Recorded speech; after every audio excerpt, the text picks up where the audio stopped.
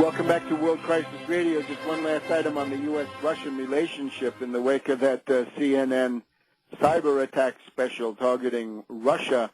The strategic arms reduction talks, the need to replace that treaty which expired last December, reported to be bogged down. Telephone call between Obama and Medvedev this week instructing the negotiators to try to solve it, but not solving it. Still important divergences indicating not all is well between Moscow and Washington, which is otherwise obvious. But now, we are now, I believe, about 1 week from the referendum in Iceland about whether the people of Iceland want to accept this outrageous extortion and blackmail of the British, the Dutch, whose government has just fallen, as we've heard, plus the International Monetary Fund and, of course, the European Commission in Brussels and the European Central Bank, all devoted to the sanctity of debt. So I'm very glad to be able to go once again direct to Reykjavik, direct to the fighting front for Þórarinn Einarsson to try to get the flavor of what's going on there in the streets and what the situation is, any last polls and so forth. So, Þórarinn, welcome. Yes, thank you. So, what can you tell us? We're all ears. 1 week to the vote. Am I right? Yes, it's only 1 week, and well, there are not any new polls, but I think it should be about 85-90%. The question is if people show up to vote. It's kind of very embarrassing that the governments of UK and Ireland have already made an offer that is considered 300 million euros better than the former. Actually, it was rejected from Iceland, but you know that's all, not just the government, but also the opposition, and they're trying to make a better deal. I think though that it seems that the Netherlands is not willing to continue. But anyway, we have at least a better offer. So it is kind of embarrassing to say yes in the coming referendum. Okay, so it sounds like the British and the Dutch are already realizing that the handwriting is on the wall and the old deal is going to be rejected. Now, if there's a new deal, does that have to go through a referendum also? No, that's it. Of course, there is no decision, anything in the air about that. We only have this referendum, but it's going to happen in 1 week. And but even the Minister of Finance, he just said today, maybe mistakenly, that he was not even sure if he would show up to cast his vote. Only that he would say yes if he would actually take the effort to go there and vote. Let me ask you, is there a legal minimum in terms of percentage of turnout? In other words, people voting either way.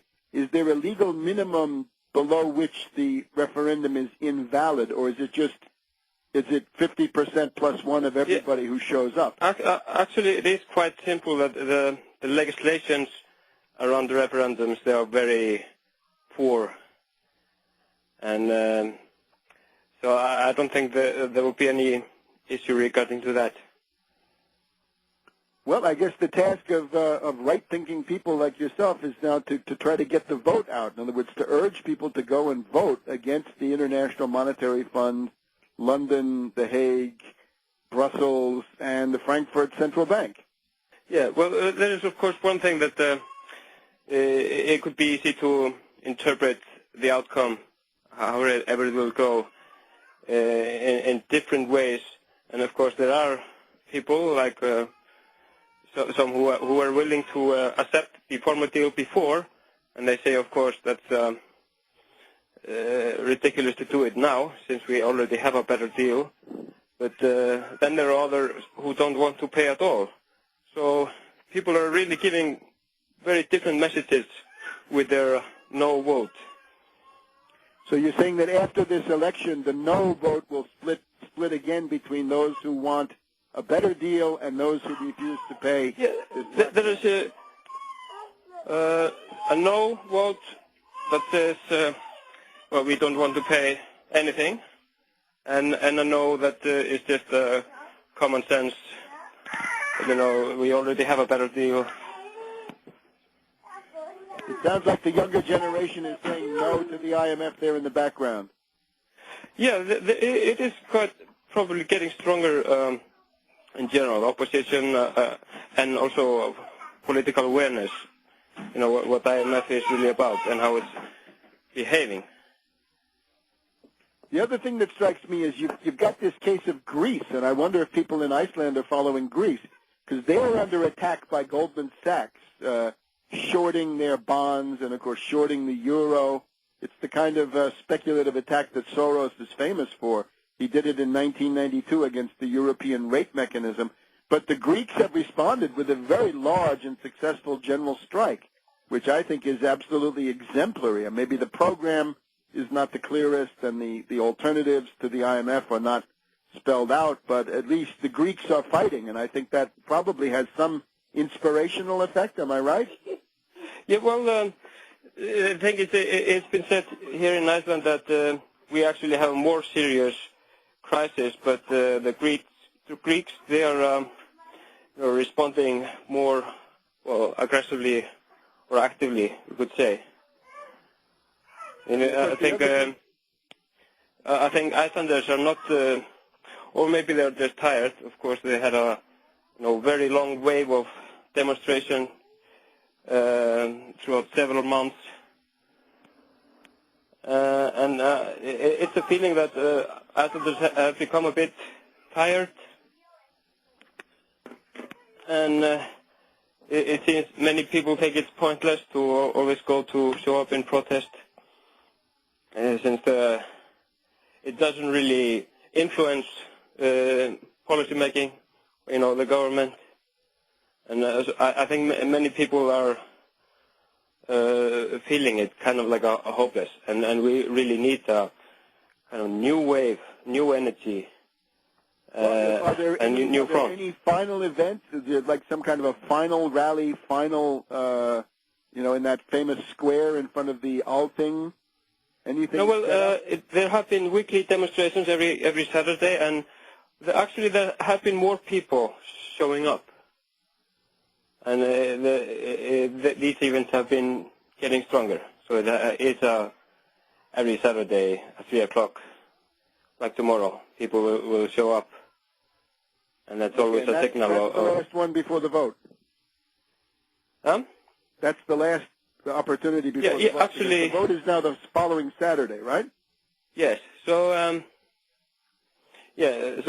tomorrow, the next protest will be on that very day, the 6th of March, a referendum. Well, the Spanish Prime Minister Zapatero says that Spain is under concerted speculative attack. And, of course, they are. Iceland is even in a different category because whatever borrowing Greece and Spain and some other countries have done, Iceland never borrowed the money. They never signed. There is no legal obligation, right? There's no reason to pay. It's just pure extortion that the British and the Dutch show up and say, guess what? You owe us $6 billion plus. Mm-hmm. Yeah. I was really hoping that we will get the focus more on the financial attack itself, because the main issue has been here just the consequences, not really what really caused the crash in the first place, and the elite, the financial elite behind the scenes. That's our music. We've got to run, but we'll get you one more time before the big vote. We'll get you on the eve of the vote next week. Yep. We'll see you then. Okay, we do that. And we'll be back in a minute. Okay.